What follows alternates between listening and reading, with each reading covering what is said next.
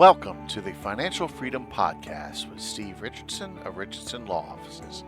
Twice a month, we bring you advice and interviews with experts on various important topics to help you make better and smarter financial decisions in order to improve or maintain your financial situation. And now, here is the latest episode. Hi, welcome to another episode of the Financial Freedom Podcast. I'm Steve Richardson, a bankruptcy attorney trying to keep people on their path to financial stability and independence through education.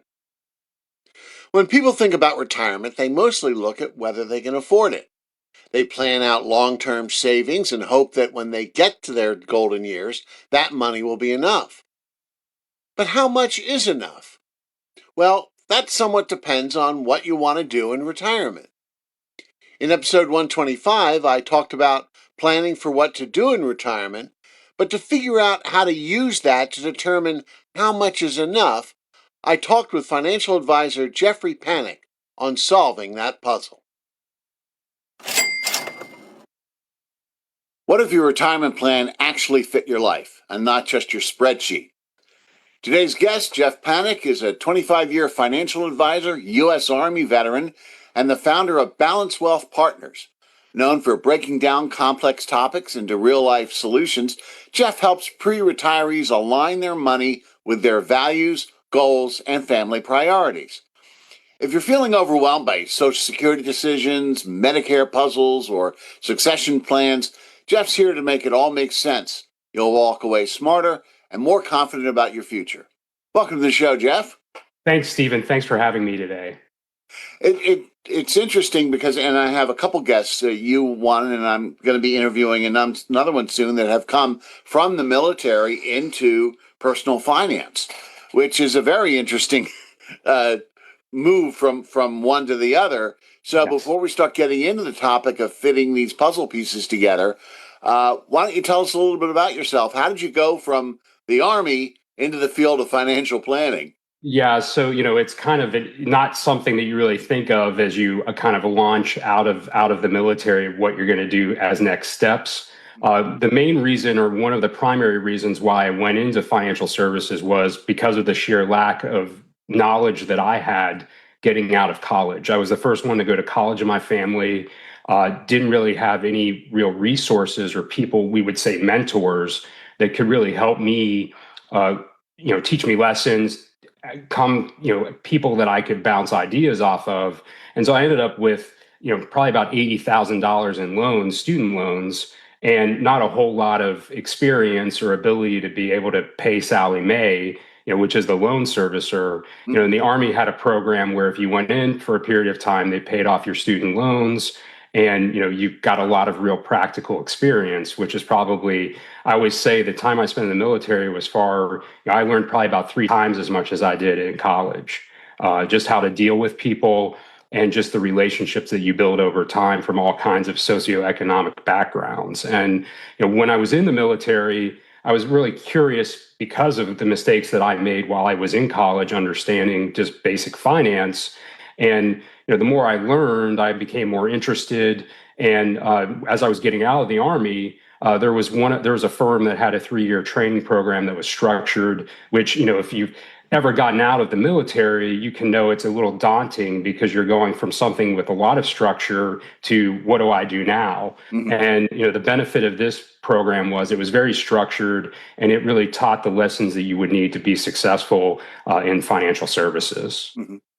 So we went from college to Army to then financial services, right? Correct. Were you ROTC in college, or did you decide to enlist after graduation? No, so I was probably the last person that anyone would think I would ever get up at like 5 or 5:30 in the morning. And so it was really a shock, in some ways a good way, because the military, the Army really woke me up to what real life was. In college, you're kind of sheltered a bit. And, coming out of that, in some ways, I look at it as a blessing that I had the loans, because it kind of pushed me in a direction that I would have probably not otherwise went. Mm-hmm. So you decided, because of you graduated college, you weren't sure what to do, and the Army presented you with a way of learning a little bit more about life, I guess, Yes, learning and about also life. paying off your student loans. Yeah, exactly. And I mean, the first time that I ever was on the airplane was going to basic training, to give you an idea. So I really never really traveled. I mean, went just very small distances from where I grew up in southwestern Pennsylvania. Mhm. And I would say, a bit sheltered from the perspective of the overall world and being around other people. And so I really believe the military and the Army in particular really gave me the skills in a lot of ways. With finance, you have to know you have to know the ins and outs, but you also have to know how to deal with people. And it's real more behavior than anything else. And I think that's one of the better skills that I received from the military, was just how to interact with people that have completely different backgrounds.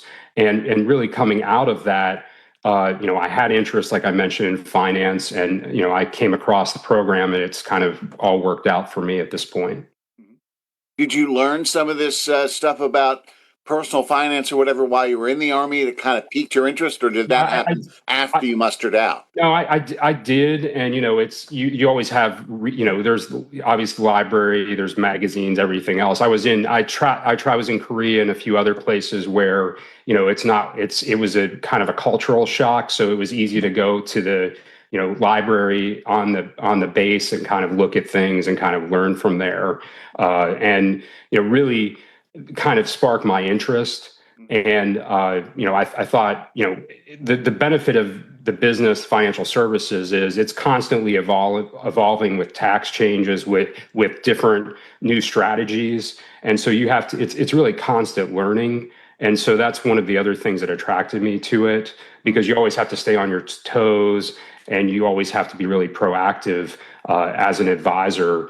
Just like you had to be in the military. I mean, you always want to stay on your toes, not on your heels. This is more general knowledge than something that arose out of your MOS in the Army.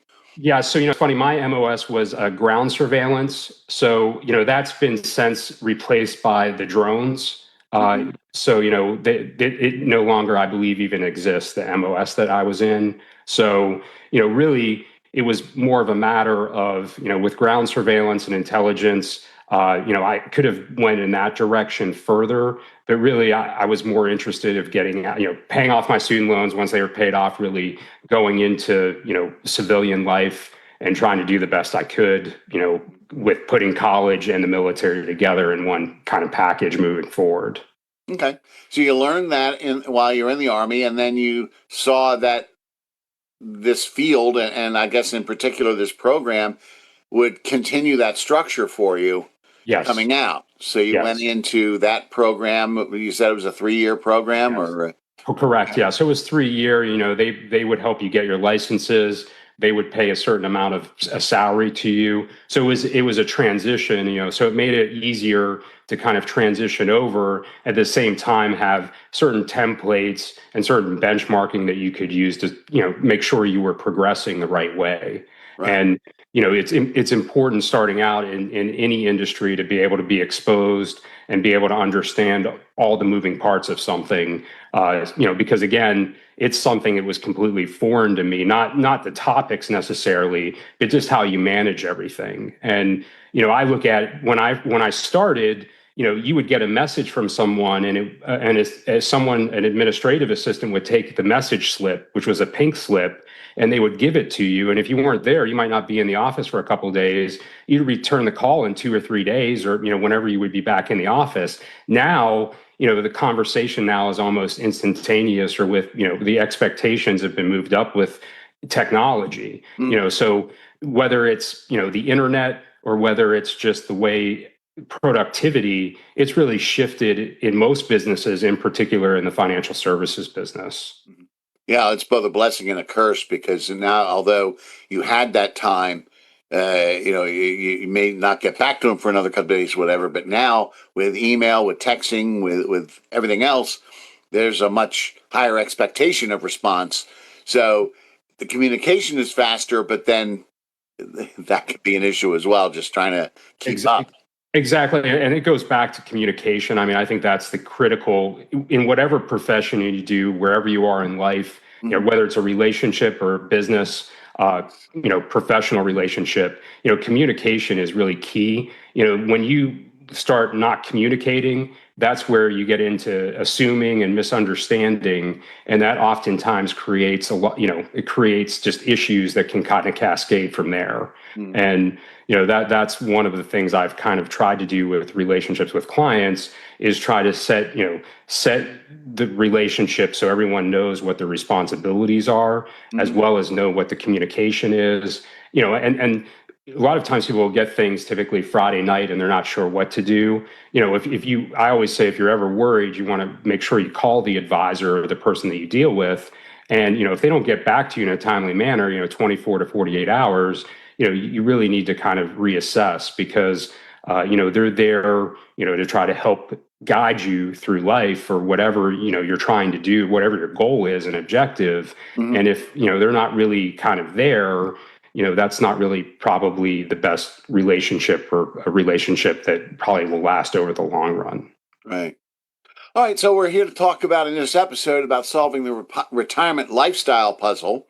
Yes. But I think before we get to that part, as we talked before I hit record, as a young person, you come out of college like you did, not necessarily knowing a lot of stuff. You got to walk before you run. So before you start solving that puzzle, you have to kind of learn the basics, right? And I understand you have a book and some help for young people with that. Tell us a little bit about that book, and how you help people to get those initial skills, get walking, so they can then start running. And, it's a big challenge. I mean, at this point, I believe there's only about 22 states that actually have a financial literacy requirement to graduate high school. A lot of them, they have waivers on, where you can get a waiver so you don't even have to go through the class. Mm-hmm. And the one thing that's certain is, whether it's student loans, whether it's credit card debt, whether it's home formation, there is something missing. There's a critical gap between what a young adult needs coming out of high school or college, and what they're getting in school as it relates to consumer finance. And, I looked at my background and how I just didn't know anything. And I was just kind of, it was like with finance, I was banging around with the lights off in the dark. I mean, that's really the way I was. And that's the way I feel a lot of people getting out of school are. They just sign documents, student loan documents. They don't probably even look at what they're even signing. They go to the library to get books, and there's people there trying to sell them credit cards. It's just unless you're ahead of it. And you mentioned walking before running. The analogy I always use, like we talked about before, is really, life is really a marathon. It's not a sprint. If you try to rush through something, you're usually going to end up kicking yourself later. Mm-hmm. And unfortunately, or fortunately for certain people, if their family group, if they have a family where they know, they're knowledgeable about finance and money, usually they're going to be on better footing than someone that is coming from a background where, the parents are, working, they don't really have time to talk about it, they don't really necessarily understand it themselves. And you really start, the other group that has the infrastructure, where they have the family, where they understand what to do and how to move, that we would say the chessboard, they're probably on about mile 15, when a lot of people that are just behind the curve are at the beginning of the race. So the longer you stand there, the harder it is to catch up, really. And so, I wrote the book where it tries to cover most pieces of what I would call finance of someone getting out, to try to simplify, whether it's simply writing a check and explaining what a check is, or whether it's how do you buy a car, what type of insurance do you get on the car, how do you set up an account, a bank account even, and, how do you manage debt, how do you understanding student loans and credit cards, and just trying to give a good background for someone, or a framework for someone that's coming from having zero knowledge on the topic of, finance or consumer finance. And, I've said you could Google most financial topics and get about 300 million hits on it. But for it to actually, and then you get all the sponsors that are trying to sell you something, for you to actually get down to the point where you can understand how it's going to benefit you, it's extremely difficult. Mm-hmm. So, you have this book, and I'll leave a link in the show notes for the listeners who want to. You're young, you're starting to figure this stuff out, or you're the parent of someone that's graduating college. get a copy of that book, take a look at it, and get those basics down. So let's move on to this lifestyle puzzle. Yes. Obviously, and I've talked in previous episodes, and we talked before I hit record, that the sooner you start saving for retirement, the better. Yes. Because you graduate college and you plan on retiring at age 65, the traditional, at least for now, retirement age. So you got a good 40 years ahead of you. So the sooner you start, the better. But then the question becomes, how much money do I need? Exactly. Well, yeah. How do I know? Let's start with the end in mind. How much am I going to need? And is it 1 million? Is it 2 million? Yeah. And of course, the answer is it depends. It depends. Depends. And really, I look at it and say I could have 1,000 people that come to meet me and they have 1,000 different solutions or answers to that question. And a lot of it comes down to, some of it, as you mentioned before, comes back to doing the right things, or having someone that helps you do the right things, because sometimes it's really confusing. The earlier you start saving, like you mentioned before, you have a thing called compounding, and compound interest over time. The sooner that you start putting money in there, the easier it is to reach goals 40 years that you're not even thinking about.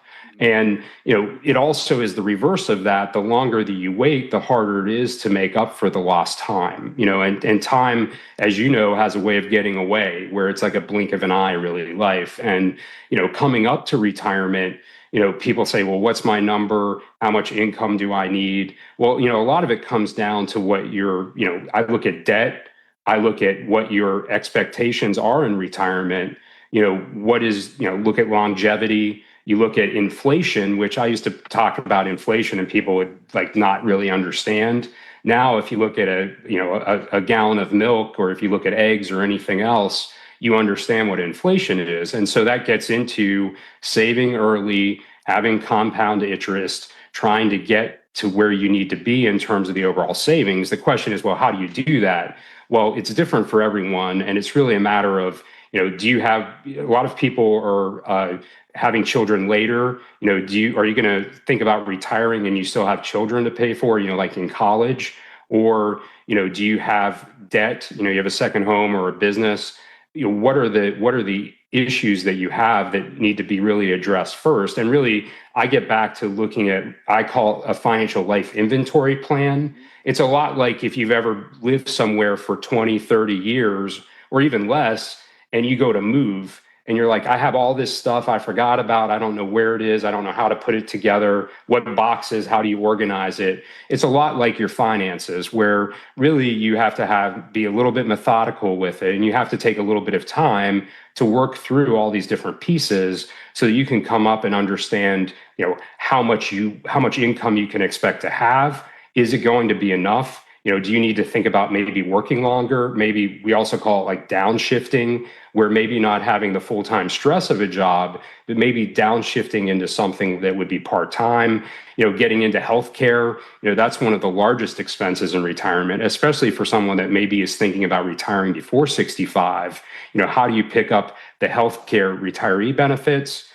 How does that all work? And, you get into Medicare, Social Security. It's really a little bit different for everyone based upon what their family situation is. And it's, that I can say that because that's kind of what reality is. And everybody has, I think, it's almost like DNA. And I really look at your financial puzzle, your retirement, as really your own DNA. And I think sometimes people get so focused on the number, they forget about the lifestyle side. And we were talking about that earlier. You could have all the money in the world, but if you haven't really been around your spouse or significant other, if you're in a relationship and all of a sudden, you're 24/7 with each other because you're both done working, you can have a lot of problems that come along and be pretty miserable. And so I think part of planning for retirement has to do with not just money, but also your life after. And kind of, I mentioned before, a lot of people get to the point where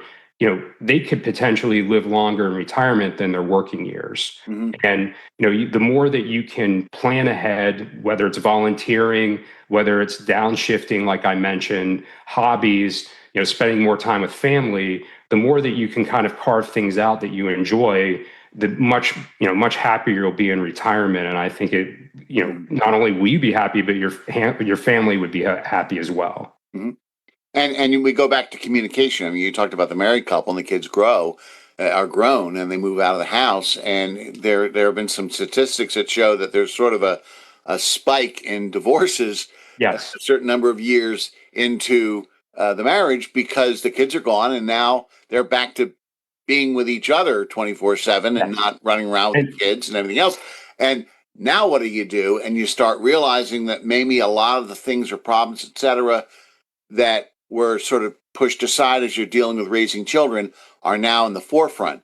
So talking about what retirement looks like earlier on, and what your goals are and are they in line with each other can be very important, right?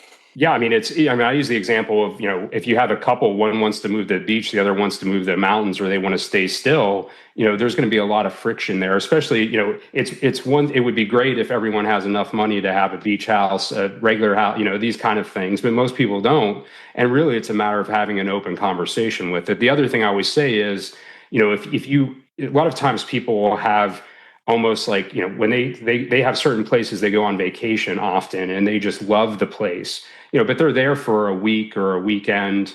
I always say it's a good idea to get an Airbnb for a couple weeks and see what it's like to be there for a longer period of time. And I always suggest renting as opposed to buying right away, really giving you an idea. And I tell people, look at 3 or 4 different places you may not even think about, but test them out. It's almost like taking a car for a test drive. The more this is a place that you're going to live for a long period of time. The last thing you want to do is move a bunch of times because you're Right. you're not happy with the place. Hmm. And the one thing too, you never want to be in a position where you buy something and you have to turn around and sell it because you're unhappy within a very small amount of time. Hmm. And so, these little things that you can do getting ahead of retirement, it will prepare you to be in a much better position to feel really comfortable and not really, staying awake at night worried about things that could be addressed, a few years before you approach. And the other side of it is there are some people, they say, I'm just going to work, I'm not going to really think about it. Well, typically your health or your employer kind of override it, whether you have a health issue or your employer says, you're not really productive anymore. We're just going to part ways, so whether you like it or not, at some point, you really have to address how you're going to transition to retirement. And the less you address it, the more friction and the more problematic it's going to be. Hmm. Well, certainly, and we also talked about this before we hit record, and I had talked about it with a previous guest about, you know, if your life is tied up in your job and your career, and that is kind of who you are, when that job goes away, you're left casting around wondering, who am I? What do I do? Where does my life go from here? And I mentioned that you were in the Army, the military. If you rise in rank, you were career Army or whatever branch of the military, and you were in charge of a lot of people, you're very important, and then you retire, you're dropping off a cliff. There's nothing there.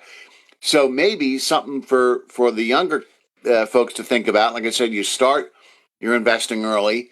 You start figuring out your number. Yes. Maybe instead of watching golf, start playing it a little bit Yeah. more. Playing golf.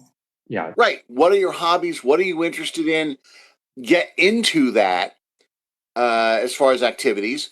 Get into social activities, joining organizations, being active there, creating a social structure or network for yourself that you can continue to enjoy in retirement and sort of extrapolate that on. And that gets you thinking about what your participation in that hobby or organization is going to be after retirement, which then helps you figure out your number, right? Exactly. And I mean, the one thing that I will mention too that I didn't mention before, I think is extremely important is to have what I'd like to call an accountability partner. Mm-hmm. And that necessarily might not be a spouse. it may be someone like that is in my position as a financial advisor, or someone that's trying to help you through come up with a retirement plan, but really someone that can help you define goals and keep you on time. Because it's easy to kind of, especially if you get into we call legacy estate planning, certain areas that people don't really like to think about as they're getting older, like death, disability, these things that are still important. It's important for someone to be really, I would call it, the person that is making sure that you check the boxes that you need to check to try to get you to the point where you're ready for the transition. And, it, like in anything else, whether it's a mentor, accountability partner, the benefit of the internet these days are there are just a lot of resources out there, especially, you mentioned volunteering. There's all kinds of things that you can do for mentoring and volunteering. Mm-hmm. You can even do it via Zoom as an example. And so really it's a matter of finding several things that you enjoy to work through. There's even education. I believe in lifelong learning. There's no shortage of adult lifelong learning programs that you can go through and build a new skill. And maybe something you not even think about, maybe even gardening or something like that you enjoy. But the benefit of these things are that there's a lot to take advantage of. The problem is there's just so many things. Where do you begin? And that's what I found over and over. It's kind of like a paralysis because you don't even know where to start. Mm-hmm. And I compare it to, like I said, moving, because it's like, well, we sold our house, we have to get out of here. Where do we even begin? Right. That's similar to that. Well, and as those years, you start young, you start at age 24, 25, and you have 40 years to retirement. There has to be some flexibility. There are going to be course corrections, Yeah. and sort of that in the course of that period of time between now and retirement. And if there's a spouse, that communication, I think, needs to you need to kind of sound out what your flexibility is. You talked about either relocating or what you want to do or where you want to relocate to. You mentioned inflation. Well, yeah, there are some areas that are more retirement friendly than others, and you have kind of that flexibility as you're 5, 6, 7 years out, Yes. and you're saying, okay, we're closer to our number. This is what we roughly have. Is that going to be enough for where we are? Or do we need to move somewhere where the cost of living is lower, where that number will work there, which might not work here? Exactly. And communicate with your spouse to make sure you're both comfortable with doing that and making those course corrections, right? Yeah, there's no question, and that's a great point. I mean, really, communication is everything. I mean, it can't be understated enough in business, especially, but in a relationship more so than anything. Divorce typically centers around an issue with communication, and then you layer on top money, and you put those two together, and it's like, it's being thrown in a wood chipper, if you miscommunicate. Yeah. So, I can't say enough. And again, part of it they say is opposites attract. And that's good in some ways because it keeps you motivated. But at the same time, I use for especially young adults starting out, the people they're often attracted to have completely different viewpoints or even backgrounds with money. And so one of the biggest challenges is, saving, how you do that, what the background is from each person's family could be very different. So it's a matter of, combining households, putting it together and coming up with a plan moving forward, which is often difficult because different people want different things, especially based upon their background. It's the same really going into retirement because, people are often so focused on work, on their children, getting them to where they need to be so they can be successful adults, that they really forget to get to their ducks in order coming up to retirement. And so I think more and more people are thinking about it now because obviously, I think with the government debt the way it is right now, and with just some of the concerns about some of the programs out there, it's really important to try to understand if you can be independent and understand, like you said, certain course corrections, whether it's moving, whether it's working longer, or coming up with a strategy that works if it's a couple or an individual. Mm-hmm.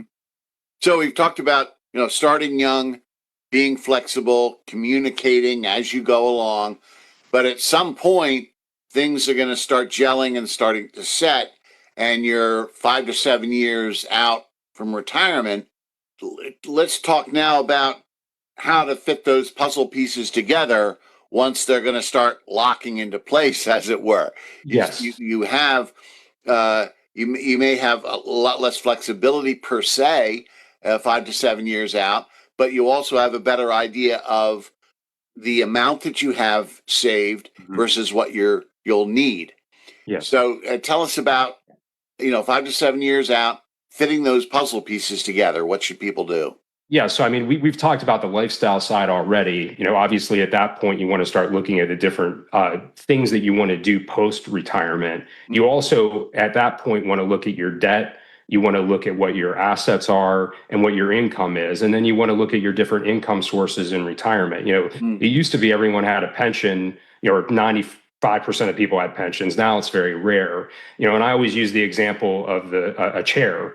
The more legs to the chair, the more stable it's going to be. So really what you want to do is look and you would say, how can I get my chair as stable as it possibly can be? Whether it's reducing debt, whether it's putting more away, whether it's saying, well, we're not going to work full time, but we may work less, but we're still going to work a little bit into retirement. These are the realities. And, you have to look really, like I mentioned, at longevity and planning and understanding that everyone's living a whole lot longer. And, if you do the right things with your health, that's the other thing with health. At that point, you have 5 or 7 years and the kids are hopefully adults, successful. You want to look at your health as well. Are there certain things that you maybe need to do, going into retirement to better take care of yourself? Because again, when you're in your 20s and 30s, I'm not sitting there in the young adult book saying, you need to get to the gym every day, you need to stretch every day, you need to do that, because you have, you're young, you can kind of do that. As you get older, it's important to really focus on your health, both mentally and physically. That's, I think, another component. You get into what are you going to do post-retirement. Part of pre-retirement is making sure that if you need to do something, or you're constantly, you're going to the doctor regularly, you're getting checkups, you're doing things, in groups where you can kind of work through maybe the time that you didn't have to get to the point where you'll be in physically a better position to enjoy retirement. The last thing you want to do is be miserable for 20 or 25 years because you have, physical ailments and issues. Mm-hmm. All right. So you wrote, we mentioned your first book, which is for the young people, on how to get started and deal with the basics, but you have a second book, right? Is that for the older folks that are at this point in their lives, 5 to 7 years out? Tell us about that book and how it helps folks. Yes. So, we've been talking about, I really view pre-retirement planning as really a puzzle. And I say whether it's assets, a lot of times with assets, people collect assets like antiques, stamps, coins. It's a matter of kind of putting all those together and see how they work. A lot of times I'll have people work at 2 or 3 different companies. They may have 2 or 3 different pensions. How does that work? Do you have, if you're divorced, do you have different Social Security benefits that you should be looking at? Or if you're widowed, is there a survivor benefit? Medicare, the biggest thing that I see a lot, people think that they're just going to shift to Medicare at 65 and it's going to be free. Well, that's not the case. Sometimes if you're going to continue to work, it would make sense to stay on your employer plan.